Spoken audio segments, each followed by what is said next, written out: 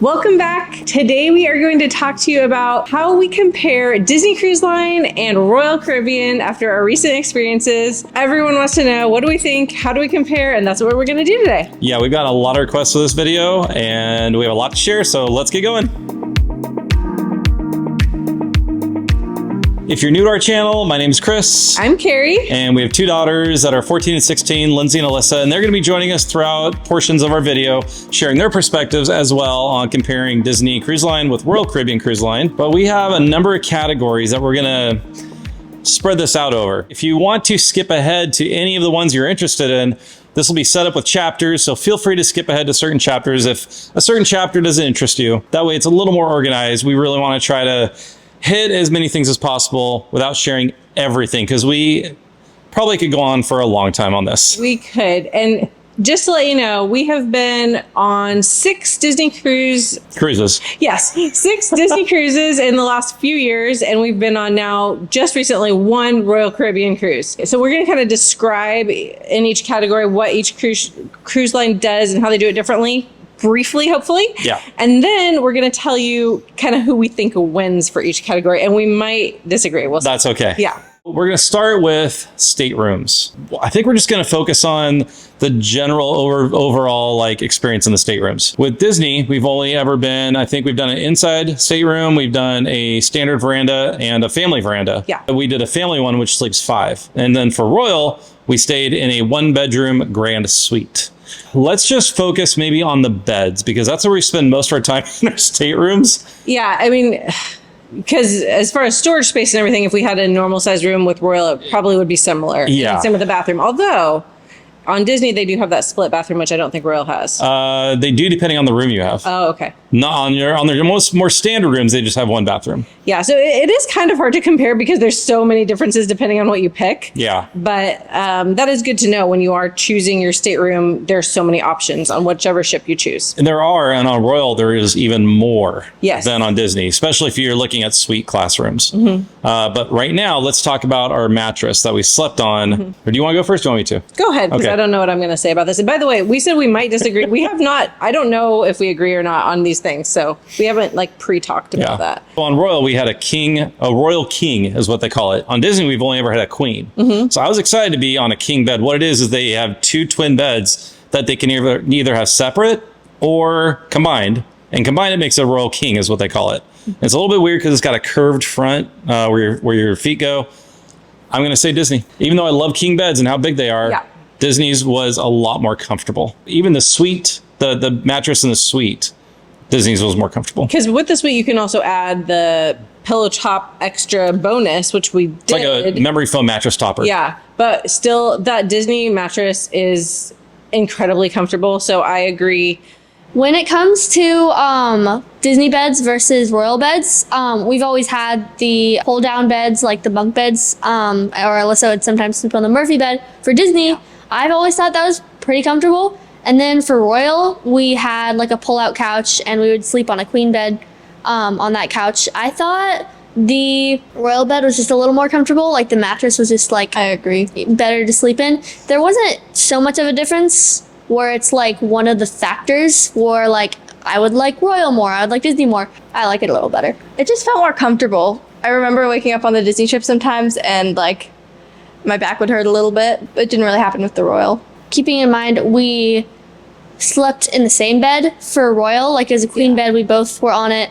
And then for Disney, we would be in separate beds, whether it was bunk bed or me on the bottom and Alyssa on the Murphy. And it also gave us a memory foam mattress topper for Royal. So that probably played into it a bit. Overall, I prefer the room with Royal, but that's probably because it was sweet. And we really can't compare what we had on Royal, our suite room, with any of the rooms we've had on Disney, because they're just so different. Yeah, although we'll get to pricing later, because if you're going price for price and room, I'm going to pick Royal. True. One of the main differences we saw was really the vibe or atmosphere of the ship. That was the biggest difference for us, Royal versus Disney.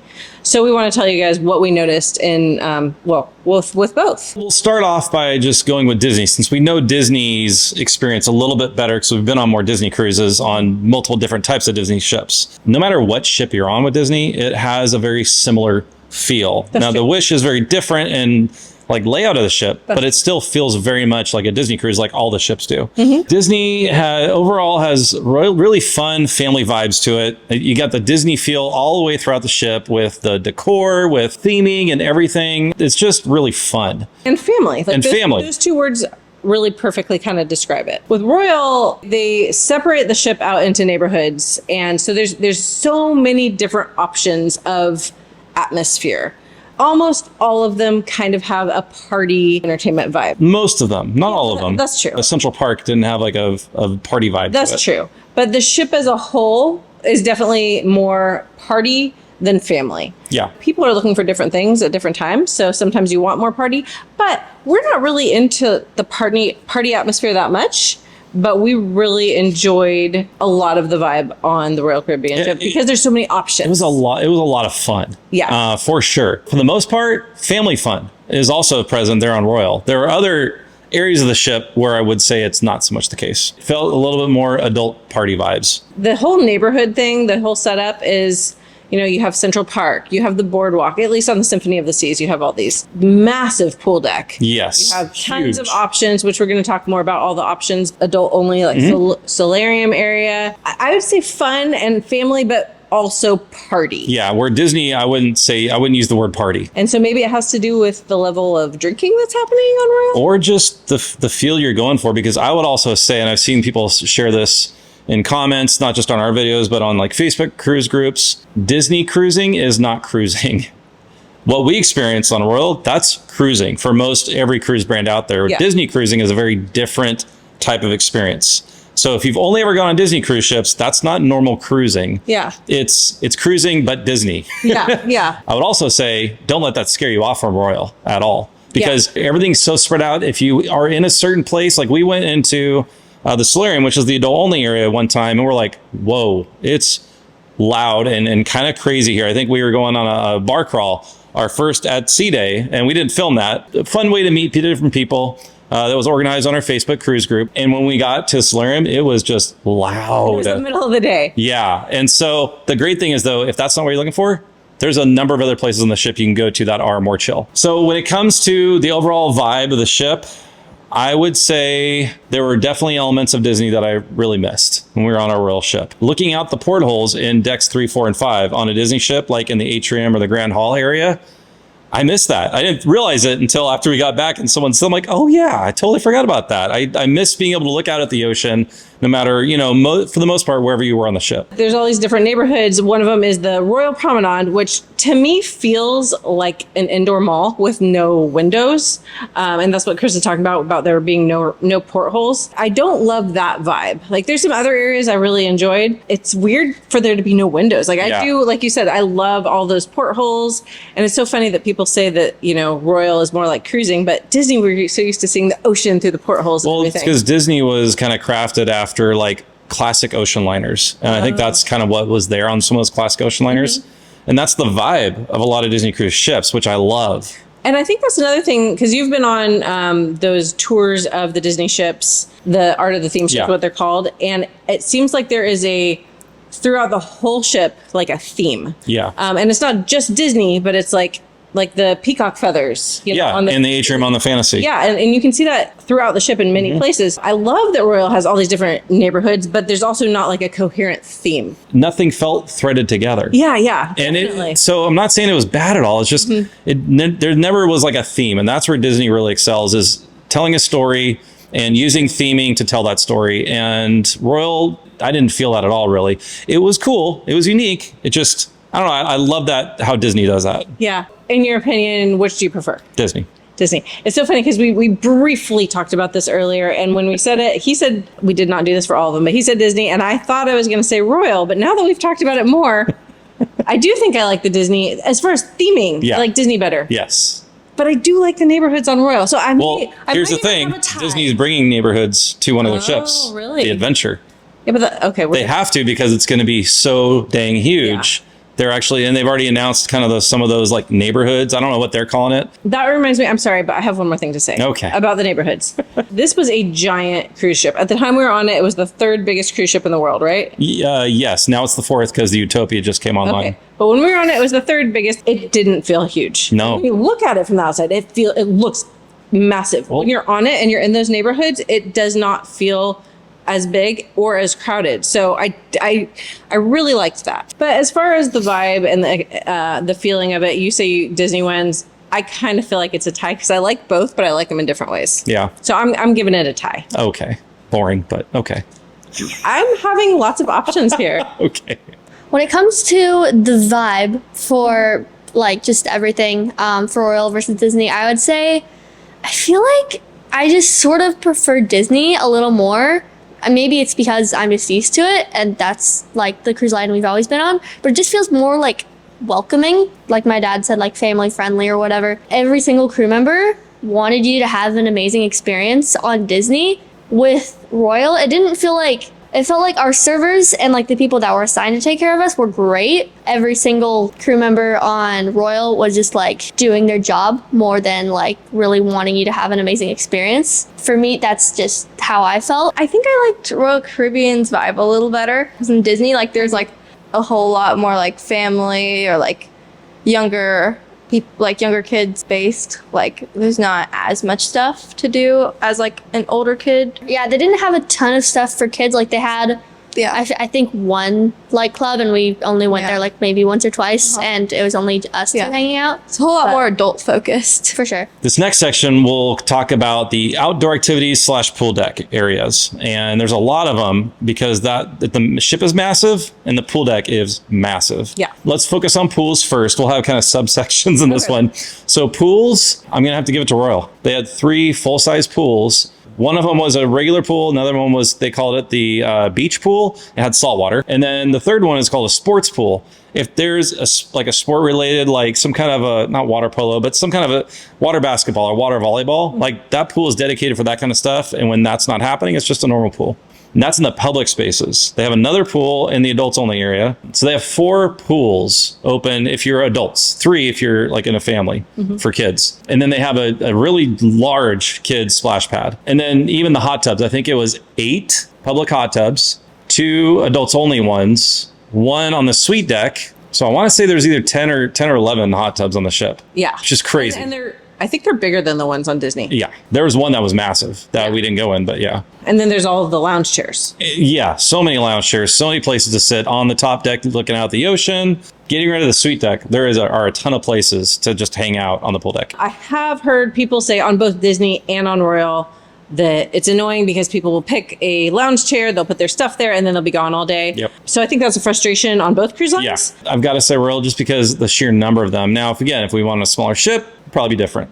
So it's hard to compare again. So let's move to the adult only area, which again are typically outside on all the ships, Disney or Royal. On Royal, it's called the Solarium. And we mentioned that earlier. It's huge. There's 2 levels to it, at least again on the Symphony. Lots and lots of lounge chairs, day beds. And then for Disney, they're very different experiences depending on the ship you go on. You're talking about adult only. Adult only areas. Yeah. So that's what they call it on Disney ships, are the Quiet Cove. I love the adult only Quiet Cove areas on the classic ships, on the Wonder and the Magic. They're just of Disney. Disney, full size pool, 2 hot tubs, and it's always very, for the most part, our experience it's always been really relaxing. Whether we're cruising with friends or it's just us as a family, I really enjoy going to those spaces on those 2 ships. Yes. The Wish, we never really hung out on because it was so small. Which one again, we can only compare to Symphony of the Seas. Which one do you think wins? I have to say the classic Disney ships win for the adult only areas because they're nice and open, plenty of space typically in the pool and the hot tubs. Not always, but there's usually space on one of the chairs to like on a lounge chair to grab a spot. I feel like it's almost a tie, and and different ships are going to have different options. But the Solarium is bigger than the space on the Disney. Yes, and it had the Disney is more a little bit of creative how they do the space. Yeah, although I did love that art installation they had over the bar that was cool. In the Solarium. That is super cool, especially at night.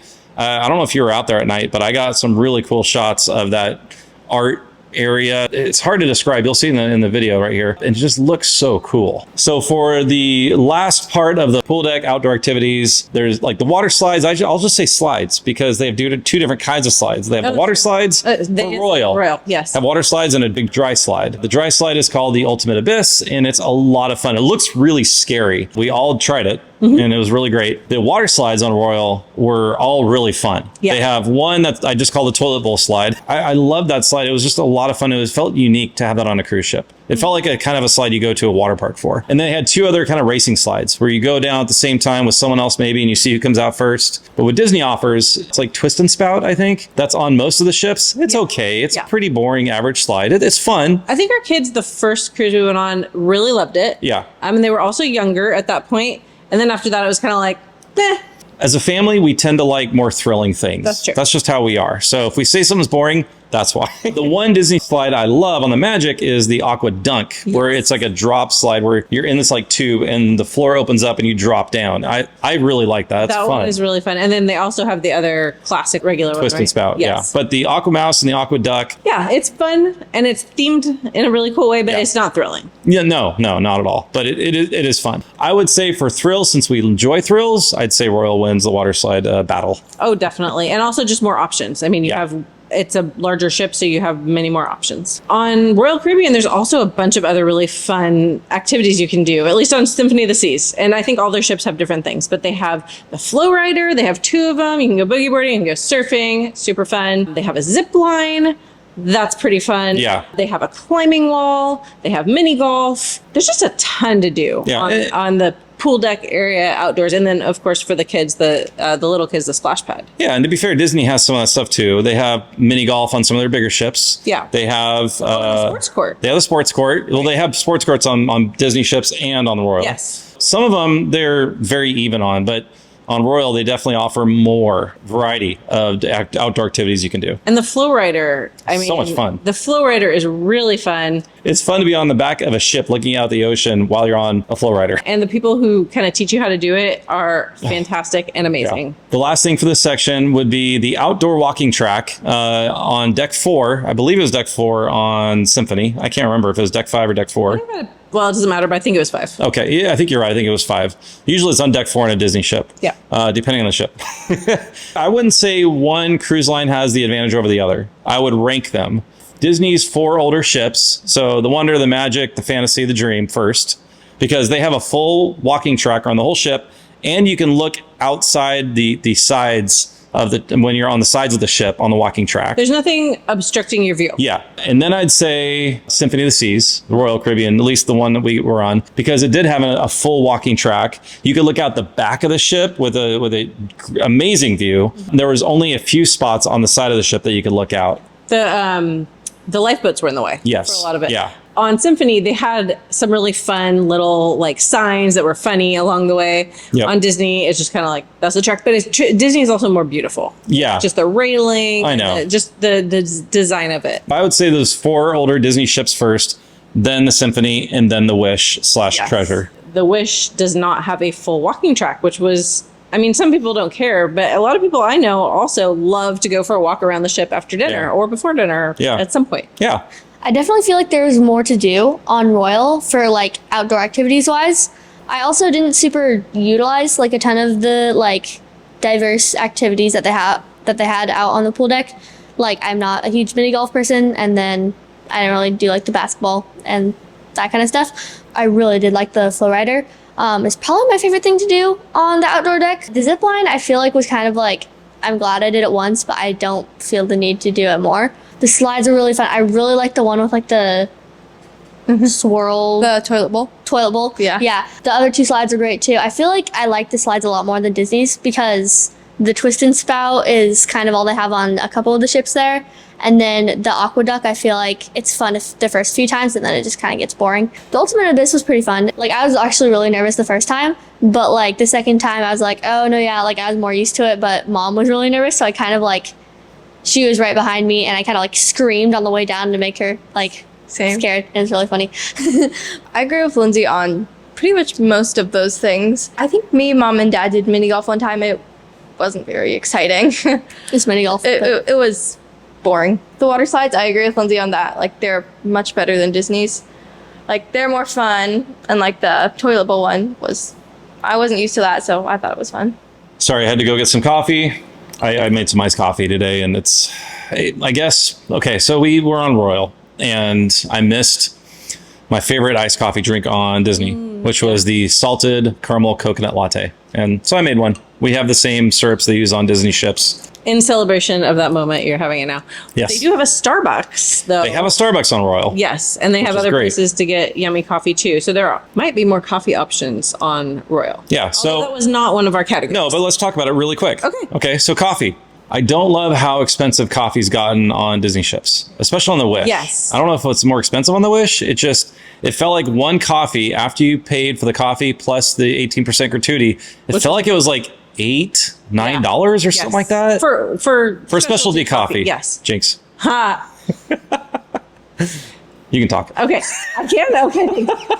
But the Starbucks prices are normal Starbucks prices, which of course are, expensive. Yeah. But I got a Starbucks mug. You Were Here series or whatever they call those, and it's Symphony of the Seas. Yeah, Super and fun. you were Chris Miller, so of course you got a Starbucks mug. That was a comment one of you left on That's our. great. I do love reading your comments, by the way. Yeah, we do. So thank you for that. Where else were we getting coffee?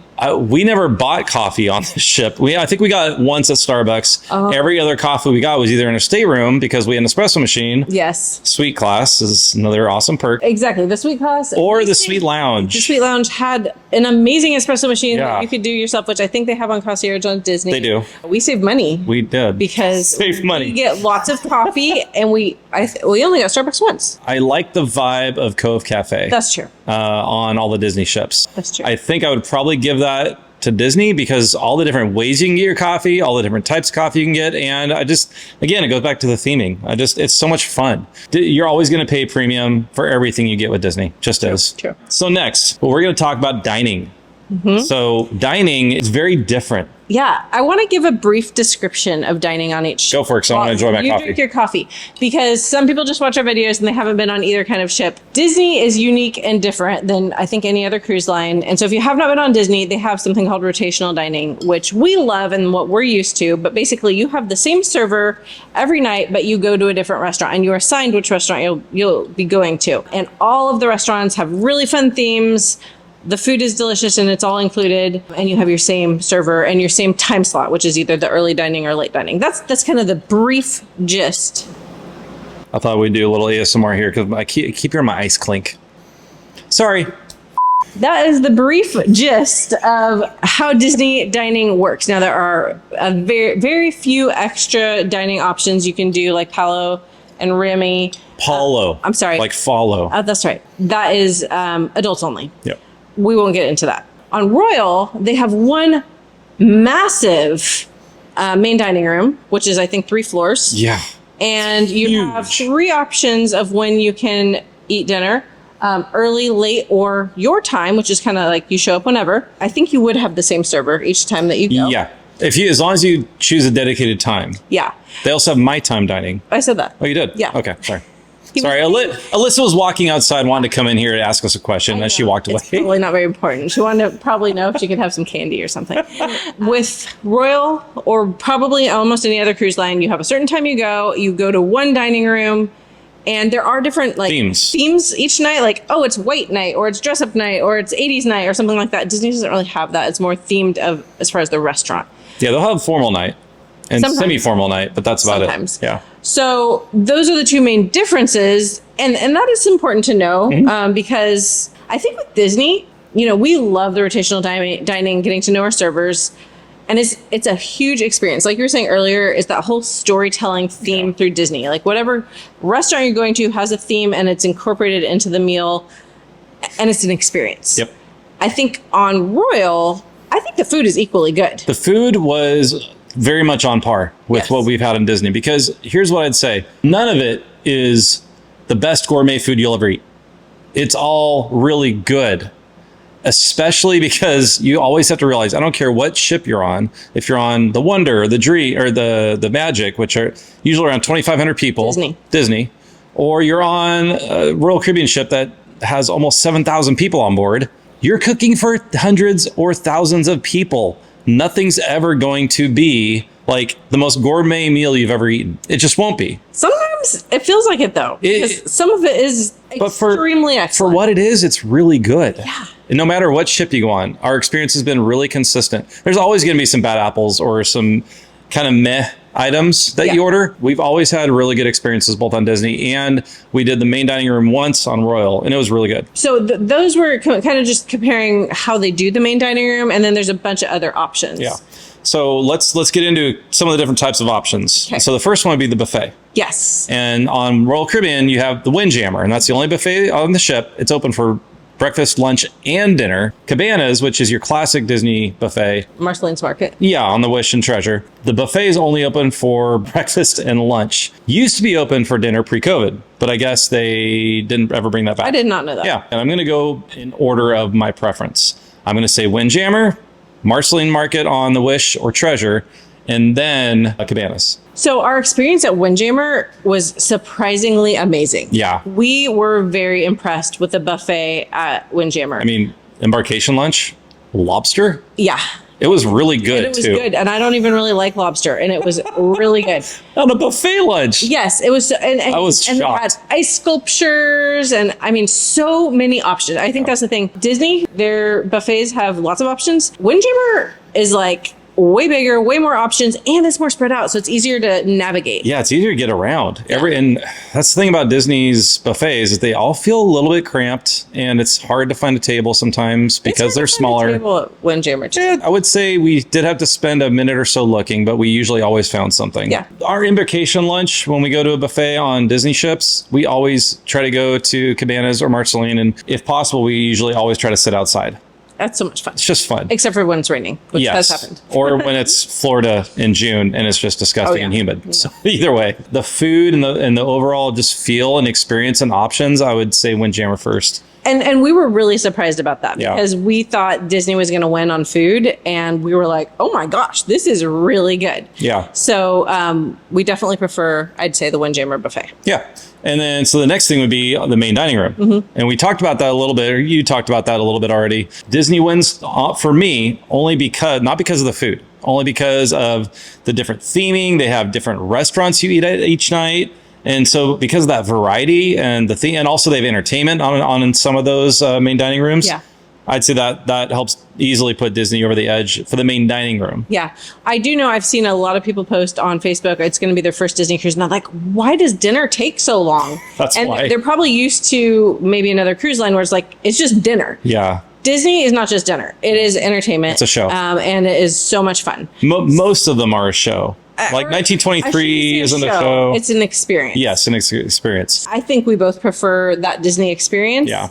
But it was also kind of nice to be done with dinner quickly. Yeah, that's one thing I was about to say is every meal we had, whether it was in Coastal Kitchen, whether it was in the main dining room, or even a specialty dining restaurant on Royal, dinner lasted maybe an hour and 15 minutes. At the most. At the most. We were used to like easy 2 hours for dinner. And we do on Disney longer because of the way we eat. I mean, we really enjoy with the video camera. Yeah, we share it with you. That's part of it. But we still have the video camera this time. I think it's a preference thing. Yeah, it is. What you prefer. Yep. And then there's other options too for food, right? Yeah. Well, there's included options. Yeah. So on Disney ships, on the pool deck, there's a number of different types of places you can eat at. I'm not going to name them all because they're different names for each ship. Yeah. But you have the 4 classic ships, which are all very similar with what they offer. The 2 older ships have shawarma, which is really fun option. The Fantasy and the Dream don't have that. It's just like your standard, average, pool deck food: pizza, burgers, fries, chicken strips, all that kind of stuff. And then sometimes they have salads or sandwiches as well. Mm-hmm. And then on the Wish and soon the Treasure, you're going to have Donald's Cantina, which is Mexican food. They have Mickey's Smokehouse Barbecue or Stackhouse Barbecue or something like that. That's really good too.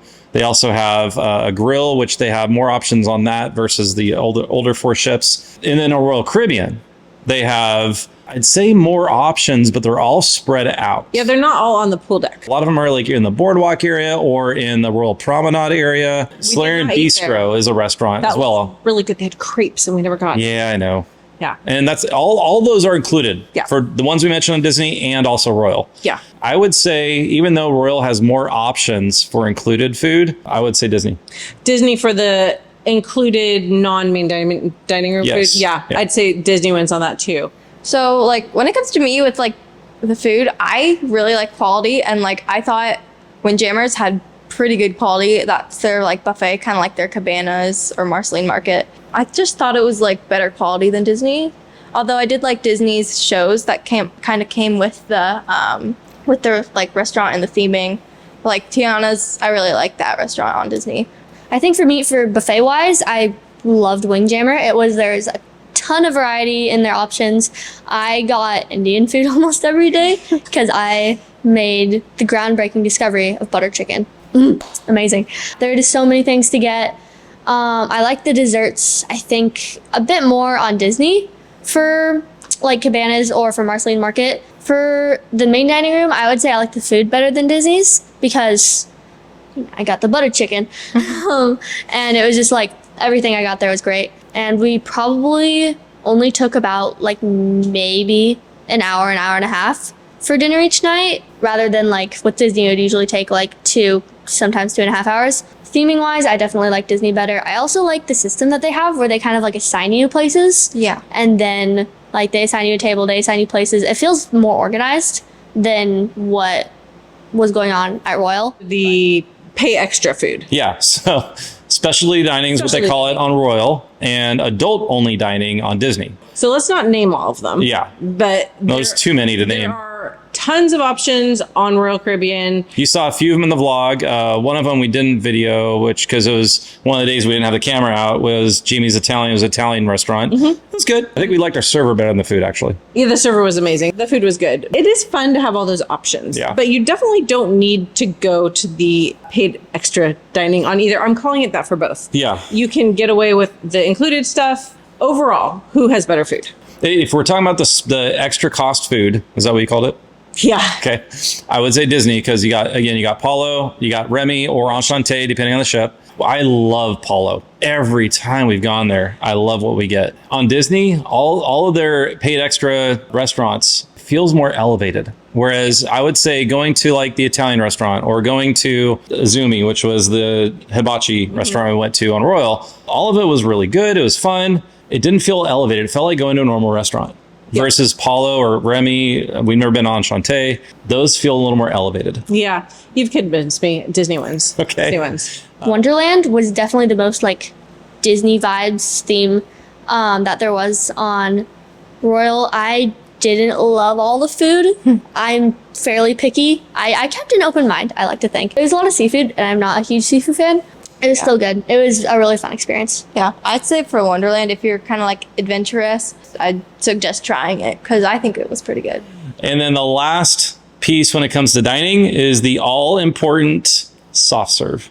Soft serve, I give to Disney. I thought it was like creamier.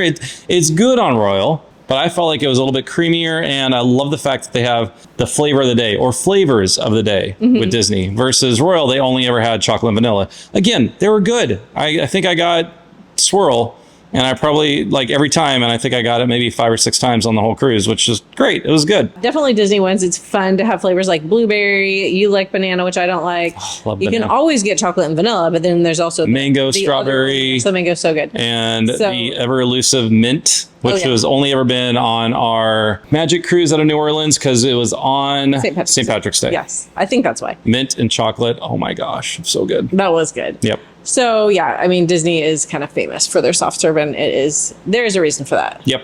For soft serve, I definitely prefer Royal because like the quality of the soft serve, it was so creamy. It was just so good. I loved the soft serve. They also don't have very many options. Like there's only like vanilla and chocolate on Royal, while they're the swirl, which is this obviously. Yeah. But there's also like a lot of flavors on Disney. Personally, I don't care for all the like fruity flavors, but if you're someone who like only really eats like the mango or the blueberry or the banana or whatever, then like you'll probably like Disney's better. Yeah, but I agree with Lindsay on that one. It's really good. It was really good. We got a few more categories to go, and this next one is entertainment/shows. Royal Caribbean, there are a lot of different types of entertainment and shows. With Disney, their entertainment slash shows really are in the main theater. So you got main theater shows, and they're fantastic. They usually have 2 to 3 big shows each cruise. Sometimes they have comedians or magicians come in there on the main theater for Disney on the longer cruises. And then you do have some live music in the atrium or grand hall from time to time. You got some live music in maybe the piano bar if they if they have one of those on the ship. Most ships do. And so that's pretty much your entertainment. That's not including dinner or the dining rooms. For Royal Caribbean, there were many more options when it comes to shows and entertainment, and not just in the main theater. The main theater, there's a couple different shows they offered. One of them was Hairspray, which we saw. The other one was called Flight, which was an original production that they produced and created. We didn't see that one. And then in Studio B, which is what they call their ice rink. They have an ice rink on Royal Caribbean. Pretty crazy and amazing. They had a really fun show called 1977. It was fantastic. Oh my gosh. I mean, drones, like light drones at the beginning of the show, which was insane. And the ice skating and acting. I mean, there was a story. It was amazing. The third venue is called the Aqua Theater. And oh my gosh, that was incredible. It was absolutely incredible. There's high flying acrobatics. There is high diving in multiple levels, musicians beating drums. The level of the water is like this. It rises and falls. It's a platform underwater that's mechanical that goes up and down depending on the element of the show that they're doing. So they do a high dive, and a minute later, not a minute, but they're standing on that same spot. They're dancing in like an inch of water. It's amazing. It's so cool. Yeah. So cool. It blows anything Disney does out of the water, in my opinion, entertainment-wise. Yeah, it does. How I'm going to rank it, as far as comparing it Disney and Royal Caribbean, the main theater shows, Disney wins. It hands down to me, they win. Now, the quality of the show on Royal was really good. I just love the shows that Disney does better. Yeah. Maybe it's just because there's more familiarity. We only saw the one show, and we have lots of shows to compare on Disney. Yeah. I'd say all the shows we saw on Disney were probably better. Now, I would like to see, there's a few shows that they do on other ships for Royal, like they do Mamma Mia, they do Grease, they do a few others. So those would be really fun to see. Yeah. On other ships. Disney wins for stage shows. Yes. But what, all the other shows on Royal? I would say all the other shows and live music. Creativity of how they incorporate live music into different spaces of the ship, Royal wins that one, I think. Because although Disney has good musicians in the atrium or Grand Hall or in other areas, it's fun, but Royal definitely beats Disney on that aspect of entertainment. This is my opinion. Okay. I think Royal wins on entertainment. It's really hard for me to say. Disney wins on theming, Royal wins on overall entertainment. Yeah, I would disagree with you on that, because the stage shows, the live stage shows are such a big part of what Disney does. And so that's like that that's what they do. 1 hour of your experience. No, I know that, but that's what they do when it comes to entertainment. They do it really, really well. It's true. You just have more of it in different types of entertainment on Royal. Yeah, which I like. Yep. So when it comes to like the main theater shows for like entertainment and like Broadway kind of like musicals or just shows they do, for Disney, if you have younger kids, the shows are better because it's like, Aladdin or Dream. Yeah, Dream. I'm blanking on all the other ones. Yeah, same.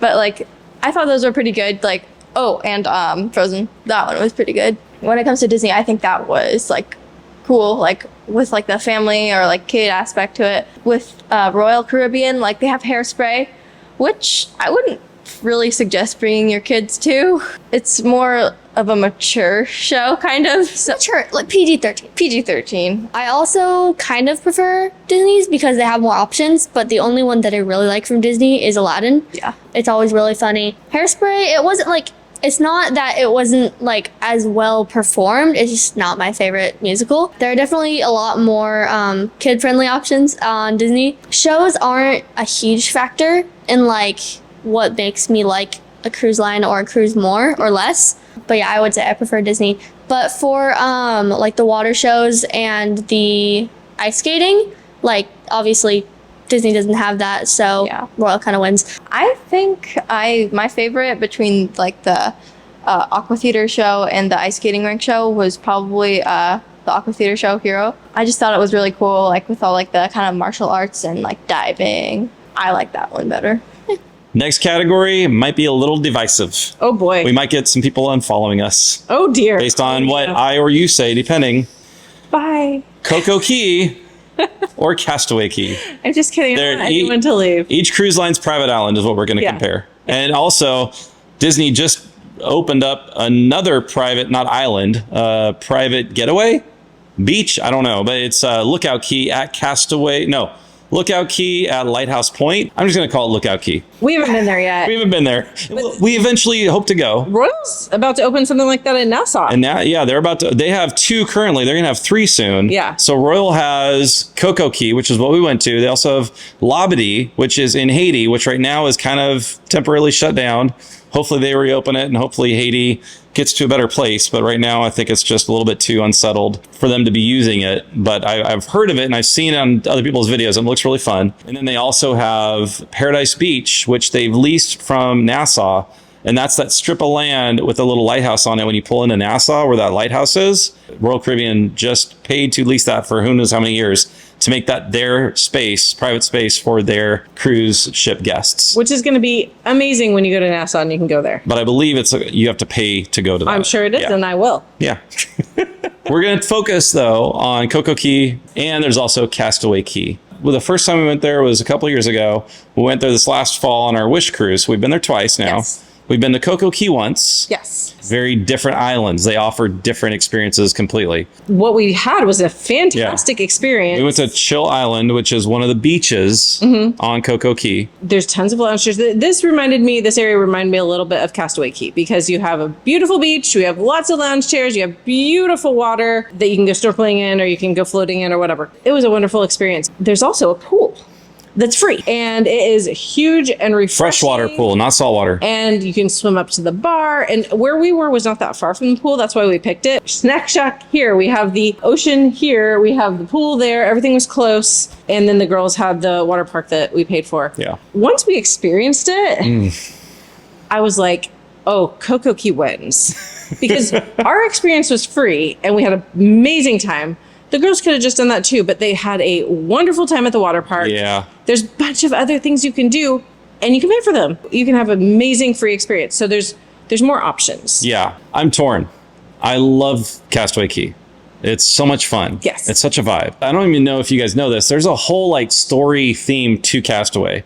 There's a whole story about how it exists. It's how it started. The story element to the island itself. I mean, there's a reason they call it Castaway Key. It's like someone who's a castaway on a ship landed there. And I might be butchering this and getting it wrong. Established the island. It's just a fun, chill vibe there. All the things we've done there have been really fun. Yeah. Definitely, it doesn't feel overly Disney, but there's Disney touches throughout. Yeah. The food was okay on Castaway. It's not great, but it's okay. The barbecue is perfectly okay. I think the food's better on the ship. Everything there is fun. But Coco Key, it's tough because, again, you may look at it and go like, wow, that's way too many people on an island, way too much to do. I found out they have a lounge chair for every single person. Yeah. They have 10,000 lounge chairs. Yeah. Not that you can, not that they're always open in the area you're in. Here's the reason I think why you may unfollow us if you're Disney cruise fans.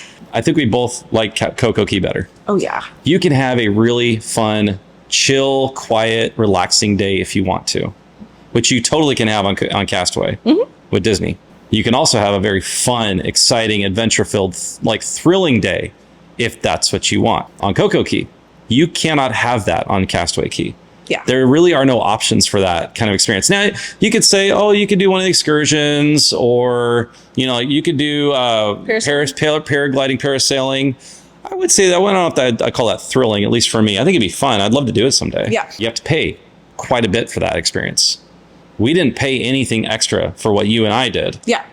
I wouldn't say we had a thrilling day. We had a very relaxing day. It was amazing. The water park is cheaper than doing the parasailing or paragliding on Castaway. Yeah, paragliding is it's over $100. And it's 5-minute experience. Oh, the parasailing is 5 minutes? Yeah, you're only up there for about 5 minutes. Really? I've heard. Yeah. Oh my gosh. I've heard. I did not know that. Maybe 10, but even then. But it's a short amount of time for the a whole day of thrilling water slides versus that, I mean, there's also on Coco Key, there's jet ski excursion you can do. There's a bunch of different They took that away from Castaway. I would love to do that on Castaway. We always wanted to do that. I remember when we saw that vlog and we were about to go on our first one, we had it planned and then it got canceled because you can really have whatever kind of day you want on Coco Key. You can't do that with Castaway. I think that's why Coco Key wins. And then it's also a lot bigger. It's a lot bigger. There's more options. The food is better, in my opinion. So good. The icing on the cake was after being in the ocean, the Oasis Lagoon, which is their freshwater pool they had, which is It's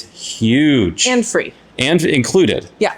Just being able to relax in fresh water, it was a perfect relaxing end of the day for us. That was so much fun. And I do want to say, we love Castaway. We do. We do. So it's not like I can't wait to I go just back wish there was more to do on it. Yeah.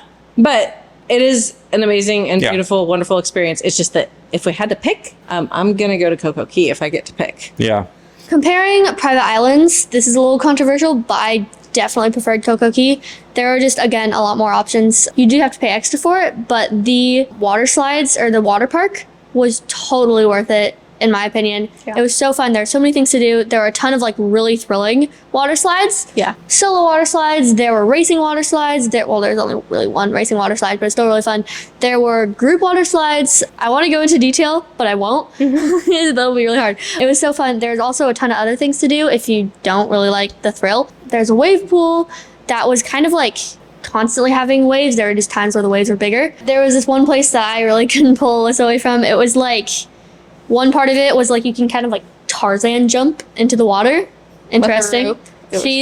I swear, she did like 20 times. She said, "Oh, but this is the last one." And I'm like, "Okay, fine." And then like she would go and like, "Okay, one more, please." And I'm like, "Fine." And then like eventually I was just like so fed up and I was like, "No, we're going." And I was like yanking her by the arm. She's like, "No." And the guy that was like the lifeguard from it, and he's like, "Are you guys sisters?" And I was like, "Yeah, how can you tell?" And he's like, "Eh." It was really funny. For Castaway, I think there are like one or two water slides. It's kind of hard to get out to. I haven't been on it before, so it's hard to compare. I'm sure it's really fun. Castaway is like a bit more relaxing. There's like a little less stuff to do unless you count excursions, I think. I feel like for beaches, they're both kind of like the same, my ranking for them at least. I really like both Coco Cay and Castaway Cay, but Coco Cay wins, in my opinion. I agree with that. The water park I thought was really fun. She pretty much said like everything I would say on it, on the water park. But the beaches, I thought those were really nice. You can For Coco Cay or Castaway? For Coco Cay. I don't know if they were better, but like they were pretty equal. The snorkeling on Coco Cay, the water was really clear, so we could look down, and we saw a few like wild stingrays, which I thought was pretty cool. But Glad I did not come. yeah, in Castaway there is the stingray adventure, which me and my dad did a few years ago, and we thought that was pretty fun. But those had no stingers, so can't die from them. So, but it's still fun with that. I do like Coco Cay better though. Like with the food was really good. I really like the Mexican food there. The last few sections we're going to try to hit on pretty quickly. So kind of like a, I don't know. Speed round. Speed round. There you go. Yeah. Service. You all know how much we love this service on Disney because we talk about it all the time. It's one of the things our girls love the most. Seems like they're coming. Oh, it's 5 o'clock. Lindsay's going to try to beat me. Let's pretend like we're talking about the video here. Quiet, you can't talk. Kizzy green cheesecake, double fudge sandwich, patriotic fruit pizza, strawberry cake, cinnamon crunch. Ow! Whoa. Crumble cookie time. Yeah! You all know, if you watch our videos, that they have this weird competition of who can say what crumble cookies are new first ever. 5 p.m. Sunday. It happens every week. Goodbye. You're proud of yourself, aren't you? Don't let the door hit you on the way out. Apologies for their rude break-in Service. on Disney Cruise Line and Royal Caribbean. Okay, Let's make this one quick. You know we love the service on Disney. We are overwhelmingly amazed by the service on Disney. We expected that the Royal Caribbean service would not be as good because Disney is excellent up to here. Royal Caribbean, it's a tie. Yeah, it's a tie. It was amazing service. Yeah, we had incredible service. Like across the board. No, sorry, I'm repeating her. We just said like before we got on, trying to repeat each other because it makes it go longer. Well, you were confused what I was doing. I was very confused. Agreed. I don't need to say any more. I want to say more, but it's exactly what she said. Good job. We agree on that Good one. job. Yeah. The next category is embarkation/debarkation process. So boarding the ship day 1 and leaving the ship day 8, the last day of our cruise, the morning of our last day of our cruise. Disney is all we've ever experienced. We've experienced it 6 times. This is our first Royal Caribbean. I want to say getting rid of the being sweet guests. It's hard because you get some extra special things when you're a sweet guest. But We were some of the first on the ship because of that. That is true. And that was awesome. And not everyone's going to have that experience. So Yeah. let's just say getting on the ship, the experience. The experience of getting on the ship, Disney. Oh, I didn't even realize we were on the ship with Royal. I know. Disney makes it an experience. Yes. And when you get on, there's crew members clapping, cheering for you, welcoming you on board, saying your family's name. It's a vibe and it's an experience that's, from what I've heard, is possibly unmatched among most cruise lines. We literally, like you said, walked on board. The first person we interacted with was a crew member telling us where to go for our muster drill, which the muster drill experience, Royal wins that completely, hands down. It was amazing. I think I might mention that on our Embarkation Day video. But it's a bummer because I think Royal Caribbean could definitely do something to make you feel that excitement. Yeah. Because when you get on Disney Cruise Line, it's like this just moment of like, oh my gosh, we're here. And you do not have that on Royal. Maybe some other people have. I've seen like with some of Icon of the Seas, Royal Caribbean's like one of their newer, larger ships. Like there was that welcoming feel, but I was like on the first few cruises. Yeah. So maybe they hyped it up for that. Who knows? Embarkation experience, Disney wins hands down. Now the process of getting on, it was pretty simple, but even for Disney, it's always been pretty simple for us. Yeah. Now getting off the ship is a whole nother story. Royal, so much faster, so much smoother. Aside from our first cruise, which was much like lower crowds because it was kind of returned from COVID, we've always had to wait in a line that's about 45 minutes long. Yeah. Even after our Disney character gets called, we've had this long wait of getting off the ship, and it takes forever. Plus you get off, you got to have like a face-to-face with a Customs Border Patrol agent, and then you get your luggage, and then you get going. With Royal, it was fast and seamless. They want you out. Yeah, they want you out. They use face scanning technology, so you don't need to have that interaction with the Customs Border Patrol. At New York, where we were. I've heard that's at most of their ports now. They're Royal Caribbean ports. Oh, wow. Which we use. It seems like that would be more of a Border Patrol thing or Customs thing than a Royal thing. But I think that's something they're implementing in some, like maybe in Port Canaveral for Disney. I've heard maybe, but... Well, anyway, the process was much easier and faster, and nice to know that you can get out and move on and maybe catch an earlier plane. Yeah, so Debarkation, Royal wins that one. Pricing. We didn't do so fast with that last one. Let's be quick with this one. We're not very good at being quick, but if you're still watching this video, give us what was the thing that they can put in if they're still here at this point? Last time we did a gold star. Yeah. This time, put a cruise ship icon in there if you're still watching. Yeah, and so in your comment. Thank you that you are still here with us because we are long-winded, even though he's going to edit out half of the things we say probably. Yeah, probably, but that's okay. I mean, this is not really even a comparison because Royal Caribbean... Almost any cruise line is going to be cheaper than Disney. Yes. You have to know that. You're paying Disney prices for a Disney experience. And Disney does a fantastic job with the experience they deliver. We really enjoy that. But you just have to know you're going to be paying more for a Disney cruise. Yes. I heard when we were on this cruise that the reason Disney is more is because they don't have a casino. That's very valid. I don't know if that is true. That could be very much part of it. I mean, I think you're paying at least $3,000 more, right, for a Disney cruise probably. I mean, it depends on how long the cruise is. Yeah, there's so many different factors. I mean, Royal wins on pricing. Yeah, it's definitely more affordable. And there's the thing. It's not just because it's more affordable and it's lower price. I feel like we still got a lot of value out of the price that we paid. Yes. Granted, yes, with the suite, all the suite stuff, that definitely made it worth it. But the fact that we got like a suite, a one-bedroom suite, we got all the perks that came with having a suite for the same price as a very normal experience on a Disney cruise. I was not expecting the value to be there in like the food quality, the service quality, the entertainment quality. It was all there. Yeah. Are we ready to say which one we prefer? I am. Okay. So, this is the way we're going to do this, I think. You just won $10,000 to put towards a cruise. Okay, which is a lot of money for a cruise. Yes. Which cruise line are you going to go on? Disney. Yeah, I'm going to go on Royal Caribbean and get a suite. I loved a suite, but with Royal Caribbean, not every ship is worth getting a suite on. Based on conversations we've had with very seasoned cruisers with Royal. Some of their newer ships, like the Icon, the price of a suite is well over what we paid. Well, the prices are going up for sure. Yes. It would limit you on which ships you can go on with Royal. This cruise... Whereas I'd be happy with any Disney cruise ship. I'm also happy to go on any Disney cruise ship. If I had to pick, I had the most relaxing time on this cruise. It was so wonderful. It was. It was so much fun. Our kids had so many things to do. I really loved it. We're going on the Treasure next summer, so I feel like I need to recompare after that. We may have to. But for what you can get for $10,000, yeah, I think you get more with Royal. I love both of them, so I think it's good to know. I think both are excellent options. I think for me too, it just comes down to like just all the different experiences that we love so much on Disney ships. Like the dining, it's an experience. Yeah, that's true. That's fun. There really is nothing like it. It would be hard to do a Royal Caribbean cruise that wasn't Sweet Lounge. I don't know if we would find it as relaxing or as enjoyable. If we were trying we might, to save but money, yeah. If money was like the definite issue and we really want to go on a cruise and have a great time and we only had like a specific amount of money, I think I'd pick Royal Caribbean because I think you're going to get more for your money. It's possible, yeah. But if I love Disney, which I do, and I've already been on a bunch of Disney cruises, if I hadn't been on Disney cruises, I think I'd really want that experience at least. So, oh my gosh, it's so hard to say. It's so hard. So, but just knowing, I think we're doing this for you guys. Hopefully you know that both options are great. Yeah.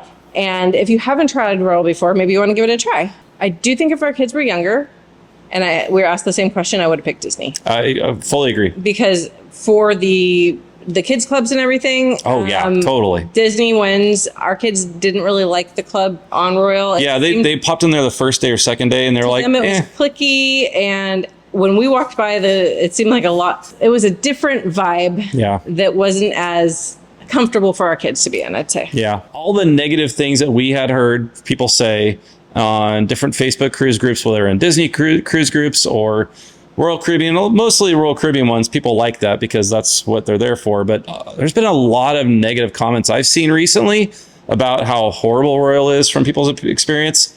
And that was sad for me to see because that was not our experience at all. We had a fantastic time. I would say overall for just like the ships, it's hard to say completely because we've never been on a Royal without being on a suite because we've only been once and it was on a suite. Yeah. I would say I just like Royal a little better because Royal is more about the variety, I feel like, and then Disney is more about the theming. Yeah. I love the theming on Disney, and I also love the variety on Royal. It's just a matter of what I prefer, and I just prefer the variety that they have and the options that there are. So I agree. I think I liked Royal.